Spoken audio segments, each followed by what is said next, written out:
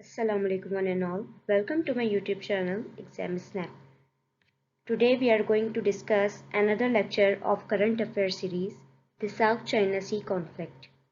In this lecture we are going to discuss contents of this lecture are introduction, historical background, countries involved in South China Sea dispute, causes of the dispute, effects of the South China Sea conflict, steps that can be taken to settle the South China Sea dispute, other countries' interest, recent developments, conclusion and suggestions.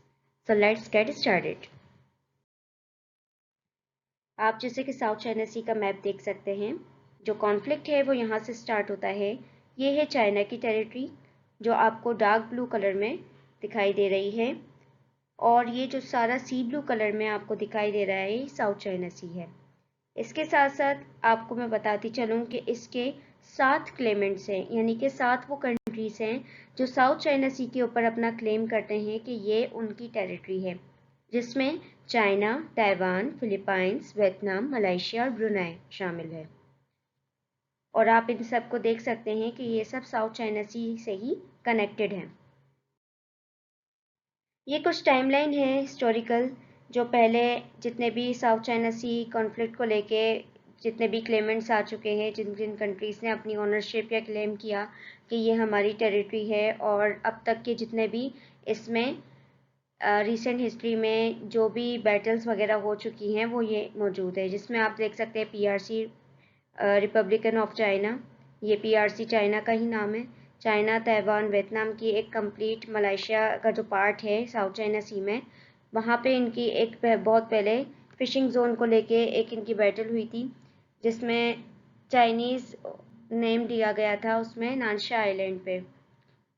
उसके बाद geopolitical significance क्या थी यहाँ की, south China सी जो है वो बहुत ज़्यादा नेचुरल रिसोर्सेज अपने अंदर शामिल उसके अंदर मुश्तमिल हैं, जैसा कि माना जाता है कि oil, natural gas, fisheries, shipping links straight of Malacca से डायरेक्टली लिंक करते हैं और काफ़ी सारे बॉर्डर शेयर करता है। तो और ये पूरे वर्ल्ड का सबसे बिजिएस्ट सी रूट है, तो इसी वजह से इतने कंट्रीज़ जो है साउथ चाइना सी पे चाहते हैं कि उनका कब्ज़ा हो जाए। उसमें आप देख सकते हैं कि 1930s में फ्रेंच ऑक्यूपेशन आई थी, वर्ल्ड वॉर 2 के बाद जापानीज़ ऑक्यूपेशन आई, फिर 1951 में जापान ने रीअनाउंस किया कि भाई हमारा क्लेम है सैन फ्रांसिस्को ट्रीटी के ज़रिए कि साउथ चाइना सी पे हमारा क्लेम है।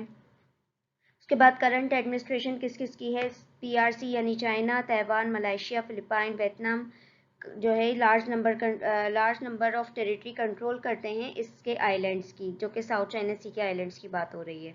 और नोटेबल कॉन्फ्लिक्ट्स कौन कौन से हैं और उनकी डेवलपमेंट्स कौन कौन सी हैं। 1974 में पीआरसी यानी चाइना और वियतनाम की एक फ़ाइट हुई थी इसको लेके। 1988 में पीआरसी चाइना और वियतनाम, जिसे जॉनसन रीफ कहा जाता है। 1992 में पीआरसी यानी कि चाइना और वियतनाम का होता है डल लेक रीफ। फिर उसके बाद 1995 में फिलीपाइंस और चाइना। फिर उसके बाद आसियान की डिक्लेरेशन ऑफ कंडक्ट होता है, जिसमें मेनली ये 7 क्लेमेंट्स आ जाते हैं। अब हम बात करते हैं कि साउथ चाइना सी कॉन्फ्लिक्ट मेनली स्टार्ट कैसे हुआ। इस कॉन्फ्लिक्ट को अंडरस्टैंड करने से पहले आपको इसकी इम्पोर्टेंस और जियोग्राफी पता होनी चाहिए। एज पर इंटरनेशनल लॉ, हर कंट्री जो है वो उसको 200 माइल की सी टेरिटरी प्रोवाइड की जाती है इंटरनेशनल कोर्ट या इंटरनेशनल लॉ के तहत, जिसके ज़रिए वो क्या कर सकते हैं कि उस 200 माइल में अपना क्लेम कर सकते हैं और उसमें आने वाले सारे नेचुरल रिसोर्सेज वो कंट्रीज़ यूज़ कर सकती हैं विदाउट एनी प्रोहिबिशंस, विदाउट किसी भी रुकावट के। इसके साथ साथ जो बाउंड्रीज है इंटरनेशनल सी टेरिटरी की, वो 200 माइल से ज़्यादा या 200 माइल से आगे कोई भी कंट्री अपना क्लेम नहीं कर सकती, जबकि उसे 200 माइल की टेरिटरी प्रोवाइड कर दी गई है। उसके आगे की अगर कोई भी टेरिटरी यूज़ करता है या नेचुरल रिसोर्सेज यूज़ करता है तो वो इलीगल होगा। साउथ चाइना सी वो पार्ट या वो एरिया है समंदर का जो लोकेटेड है, जो कनेक्ट करता है इंडोनेशिया से, मलेशिया से, वियतनाम, चाइना, ताइवान, फिलीपाइंस और ब्रुनाई से। ये 7 ऐसे कंट्रीज़ हैं जिनसे South China sea directly connected है।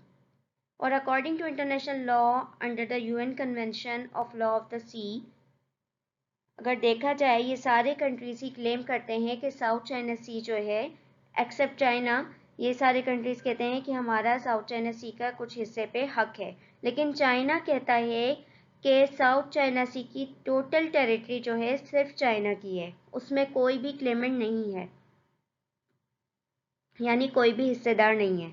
साउथ चाइना सी जो है ना कि दुनिया का सबसे बिजिएस्ट रूट है, बल्कि इसके अलावा ये डील करता है 30% दुनिया की ट्रेड्स जो कि समंदर के ज़रिए होती हैं।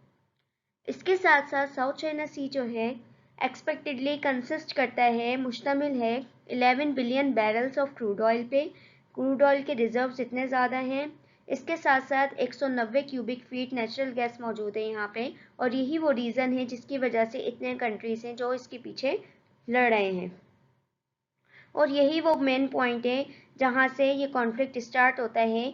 क्योंकि चाइनीज़ गवर्नमेंट के अकॉर्डिंग 1800 साल पहले चाइना ने ये पूरी एक लार्ज टेरिटरी कवर की थी, जिसमें साउथ चाइना सी भी मुश्तमिल था, शामिल था, और उसी के बिहाफ पे आज भी चाइना कहता है कि ये सारी टेरिटरी हमारी ही है, और चाइना ने उसको 90% जो है क्लेम करता है कि साउथ चाइना सी चाइना का है।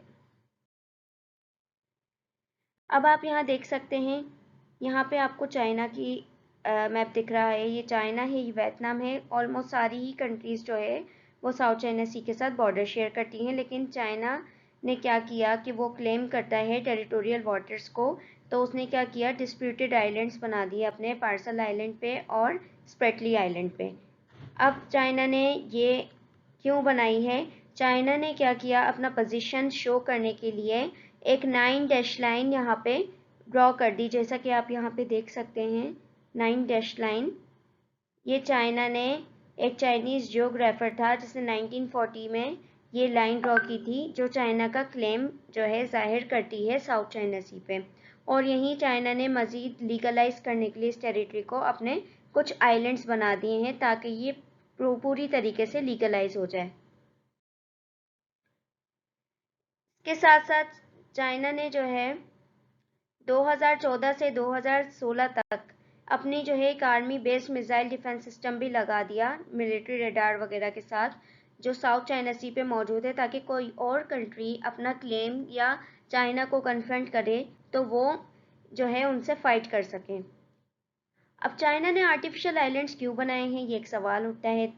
तो उसका जवाब ये है कि एज पर international law those countries having legal position over these island, जिस कंट्री का भी लीगल पोजीशन होगा इन आइलैंड्स पे, या आप किसी भी जगह अपनी 200 माइल की टेरिटरी के दरमियान या आगे पीछे आप कोई आइलैंड बना देते हैं, तो उसके आगे की मज़ीद 200 माइल की टेरिटरी आपकी हो जाती है। इस तरह से वो एरिया पूरी तरीके से आपके लिए लीगलाइज हो जाएगा। तो इसी चीज़ को देखते हुए चाइना ने अपना आइलैंड्स बनाने शुरू किए हैं, क्योंकि जहाँ जहाँ उसके आइलैंड होंगे उसके आगे की मज़ीद 200 माइल की टेरिटरी चाइना को मिल जाएगी ऑटोमेटिकली। इसीलिए, और वहाँ पे नेचुरल रिसोर्सेज जितने भी हैं वो China without any prohibition use कर सकता है। अब देखते हैं कि यूएस क्यों इंटर हुआ इस वॉर में। जैसे कि अमेरिका के पास कोई अथॉरिटी नहीं है, ना ही वो क्लेम कर सकता है साउथ चाइना सी के किसी भी एरिया पे, ना ही उसका बॉर्डर लगता है, लेकिन अपने एलाइज को प्रोटेक्ट करने के लिए, अपनी एलाई कंट्रीज़ को जो उनके साथ हैं उनको प्रोटेक्ट करने के लिए यूएस ने अपनी आर्मी भेजी, ताकि वो साउथ चाइना सी पे मौजूद जो आर्मी है उसे कन्फ्रंट कर सके। और दूसरी चीज़, जैसे कि आप जानते हैं कि रशिया और चाइना दोनों ही राइवलरीज हैं यूएस के, तो यूएस कभी भी नहीं चाहेगा कि चाइना का एक दुनिया के इतने बड़े सी रूट पे कब्जा हो जाए, ना ही यूएस कभी ये चाहेगा कि चाइना किसी भी सूरत यूएस से आगे निकले, चाहे वो इकोनॉमी हो, चाहे वो टेक्नोलॉजी हो, चाहे वो टेरिटरी हो। तो यही रीज़न है कि यूएस ने बीच में टांग अड़ाई और इस तरह से अपने एलाइज के बहाने चाइना को कन्फ्रंट करने के लिए अपनी आर्मी भेजी। 1913 में चाइना वर्सेस एक फिलिपाइन केस हुआ था, उसके बारे में भी आपको पता होना चाहिए। तो इसमें क्या था कि फिलिपाइंस ने जो है चाइना के अगेंस्ट एक केस किया था पीसीए में, परमानेंट कोर्ट ऑफ आर्बिट्रेशन में एक रजिस्टर्ड किया था केस कि चाइना जो है इलीगली कब्जा कर रहा है हमारी टेरिटरी पे, जिसका फैसला आया 2016 में, और उन्होंने डिसाइड किया कि चाइना का जो क्लेम है साउथ चाइना सी पे वो इलीगल है। लेकिन ये जानते हुए भी चाइना ने इस डिसीजन को डिनाई किया और मज़ीद अपनी मिलिट्री को बढ़ाना शुरू कर दिया साउथ चाइना सी पे, जिसके नतीजे में क्या हुआ कि सारी इंटरनेशनल वर्ल्ड जो है चाइना के अगेंस्ट हो गया और एग्रेसिव हो गया। इसी के साथ साथ आप जैसे कि जानते हैं कि चाइना एक अपना ड्रीम प्रोजेक्ट पे काम कर रहा है, जिसके एम्बिशियस प्रोजेक्ट है वन बेल्ट वन रोड, जो कि ऑलमोस्ट दुनिया की इंटरनेशनल वर्ल्ड से कनेक्टेड होके पूरा कशगर सिटी से पाकिस्तान के गवादर पोर्ट तक लिंक करता है। और उसमें जो मेनली कंट्रीज आ जाती हैं वो साउथ चाइना सी से भी होके गुजरती हैं। तो इंटरनेशनल वर्ल्ड जैसे कि साउथ चाइना सी की वजह से अभी काफ़ी एग्रेसिव है, तो चाइना को यहाँ पे काफ़ी रुकावटें, हर्डल्स क्रिएट किए जा रहे हैं सीपैक के प्रोजेक्ट में, क्योंकि इंटरनेशनल वर्ल्ड जब तक चाइना के साथ नहीं होता, चाइना इस प्रोजेक्ट को नहीं बना सकता, क्योंकि without international support China CPEC को कंप्लीट कभी भी नहीं कर सकता। इसलिए अब चाइना के पास दो चॉइसेस हैं, या तो वो सीपैक के प्रोजेक्ट को ही अपना एम्बिशियस प्रोजेक्ट, ड्रीम प्रोजेक्ट जो है उसका है, उसको कंप्लीट करे और साउथ चाइना सी का क्लेम छोड़ दे और इंटरनेशनल वर्ल्ड को अपने फेवर में कर ले, या तो फिर पूरे इंटरनेशनल वर्ल्ड को कन्फ्रंट करते हुए, उनको निगलेक्ट करते हुए साउथ चाइना सी पे अपना क्लेम बरकरार रखे और सीपैक जैसा बड़ा प्रोजेक्ट भूल जाए। इन दोनों में से कोई एक ही चीज़ हो सकती है जो अब चाइना के पास है, क्योंकि पीसीए का जब डिसीजन हुआ था तो इंटरनेशनल कम्युनिटी पूरी अगेंस्ट है चाइना के, और जब से अब तक लेके चाइना के अगेंस्ट ही चल रही हैं।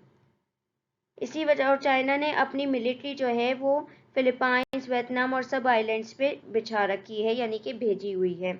चाइना ने अपनी मिलिट्री एक्सरसाइजेस भी शुरू की हुई हैं इन आइलैंड्स पे।